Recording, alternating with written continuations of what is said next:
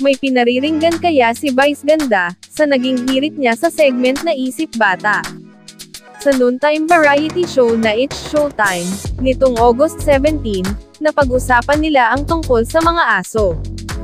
Yung mga pagmamahal na hindi ibinibigay sa inyo ng kapwa nyo tao, ibinibigay ng mga hayop, ani Vice. Saad naman ni Bong, yung pag umuwi ka, nakita ka nun, paikot-ikot yun dun oh. Minsan naiihi pa sa sobrang, makita ka. Yung mga aso ay mga hayop na higit pa sa tao kung magmahal, dagdag naman ni Vice. May mga tao naman na higit pa sa hayop kung kumahol.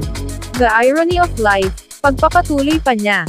Samantala, tila may trauma na sa icing ng cake si unkabogable star Vice Ganda, dahil sa naging issue sa kanila ng partner na si Ayon Perez kaugnay ng pagkain nila nito gamit ang kani-kanilang mga daliri, sa Isip Bata, segment ng It's Showtime.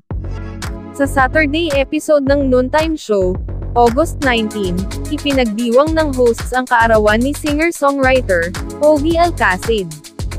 Nang hihipan na ni Ogie ang cake, tila lumayo naman dito si Vice dahil nga sa mga nangyari.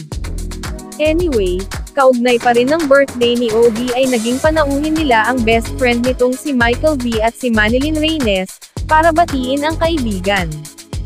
Matatanda ang matagal na nagkasama at nagkatrabaho sina Bikoy at Ogie sa gag show na Bubble Gang, bago lumipat ng estasyon si Ogie.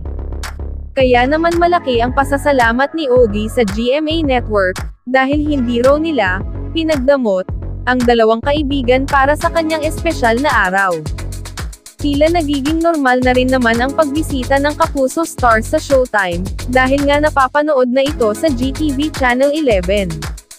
Kung tutusin, first time na panood si Bikoy sa isang show ng Kapamilya Network, at finally nagkita na rin sila ni Vice Ganda. Sabi kasi ni Bikoy, wish niya na makabisita si Vice Ganda sa Bubble Gang sa anibersaryo ng nabanggit na programa, sana raw ay mapayagan.